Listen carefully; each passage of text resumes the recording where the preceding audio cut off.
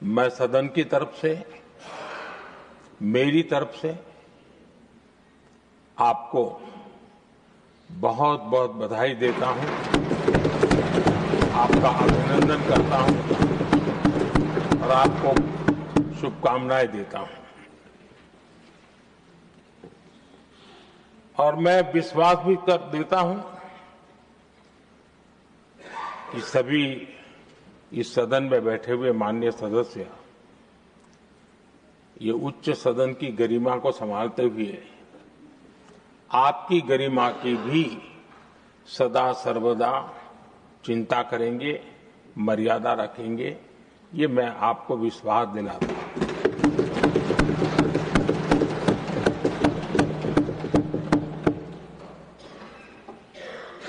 हमारे सभापति जी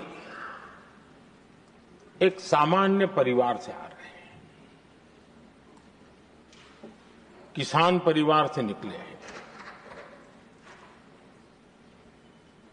और पूरा जीवन समाज सेवा के लिए समर्पित किया है। समाज सेवा ये उनकी निरंतरता रही है। राजनीतिक क्षेत्र उसका एक पहलू रहा है, लेकिन मुख्य धारा समाज सेवा की रही है।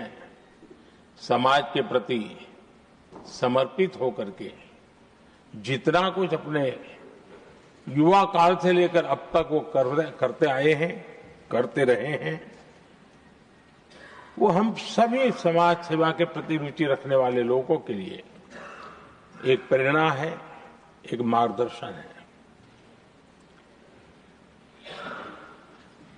सामान्य परिवार से, सामान्य समाज से, सामान्य राजनीतिक जहां अलग अलग करवट बदलती रही है, उसके बावजूद भी आपका यहां तक पहुंचना, हम सबका मार्गदर्शन प्राप्त होना, ये भारत के लोकतंत्र की सबसे बड़ी ताकत है। माननीय सदस्यगण, मुझे अत्यंत दुख के साथ सभा को हमारे 5 पूर्व साथियों के निधन के बारे में सूचित करना है। कर्नल सोनाराम चौधरी राजस्थान के बाड़मेर संसदीय निर्वाचन क्षेत्र से 11वीं, 12वीं, 13वीं और 16वीं लोकसभा के सदस्य रहे। अपने कार्यकाल के दौरान वे कई संसदीय समिति के सदस्य भी रहे।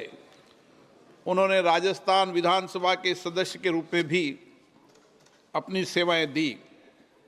कर्नल सोनाराम चौधरी का निधन 80 वर्ष की आयु में 20 अगस्त 2025 को दिल्ली में हुआ। प्रोफेसर विजय कुमार मल्होत्रा राष्ट्रीय राज्य क्षेत्र दिल्ली के दक्षिण दिल्ली संसदीय निर्वाचन क्षेत्र से 6ठी, 9वीं, 13वीं और 14वीं लोकसभा के सदस्य रहे। वे वर्ष 1994 से 99 तक राज्यसभा के सदस्य भी रहे। प्रोफेसर मल्होत्रा ने लोक लेखा समिति, सरकारी उपकरण संबंधी समिति, परिवहन और पर्यटन संबंधी समिति, सरकारी आश्वासन संबंधी समिति के सभापति के रूप में अपनी सेवाएं दी। वे अन्य कई संसदीय समितियों के सदस्य भी रहे। वे 2008 से 2013 तक दिल्ली विधानसभा में नेता प्रतिपक्ष भी थे। प्रोफेसर विजय कुमार मल्होत्रा का निधन 93 वर्ष की आयु में 30 सितंबर 2025 को नई दिल्ली में हुआ। श्री रवि नायक गोवा के पणजी संसदीय निर्वाचन क्षेत्र से 12वीं लोकसभा के सदस्य थे। वे 6 कार्यकाल के लिए गोवा विधानसभा के सदस्य रहे तथा तत्कालीन गोवा, दमन एवं दीव विधानसभा के सदस्य भी रहे। उन्होंने क्रमशः गोवा के मुख्यमंत्री, उप मुख्यमंत्री के रूप में 2-2 कार्यकालों तक अपनी सेवाएं दी। वे गोवा सरकार में विभिन्न विभागों की मंत्री के रूप में भी उन्होंने सेवाएं दी। वे गोवा विधानसभा में नेता प्रतिपक्ष भी रहे। श्री रवि नायक का निधन 79 वर्ष की आयु में 15 अक्टूबर 2025 को गोवा में हुआ। श्री धर्मेंद्र राजस्थान के बीकानेर संसदीय क्षेत्र से 14वीं लोकसभा के सदस्य थे। वे कृषि संबंधी संसदीय समिति के स्थायी सदस्य रहे। श्री धर्मेंद्र ने भारतीय सिनेमा में 6 दशकों से अधिक अपने उत्कृष्ट करियर में 300 से अधिक फिल्मों में काम किया।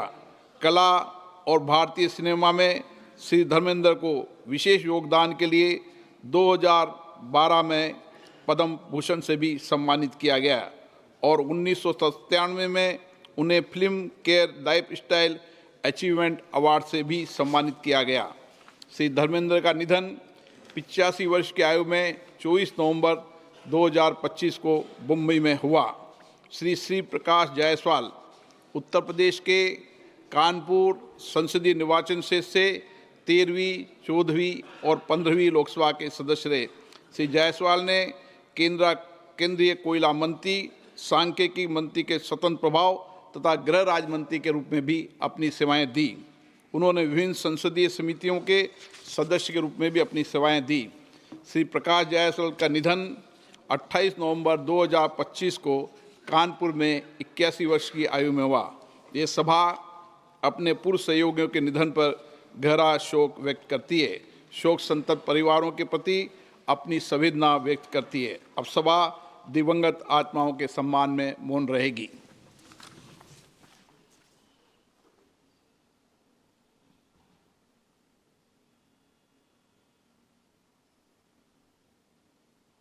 ओम शांति।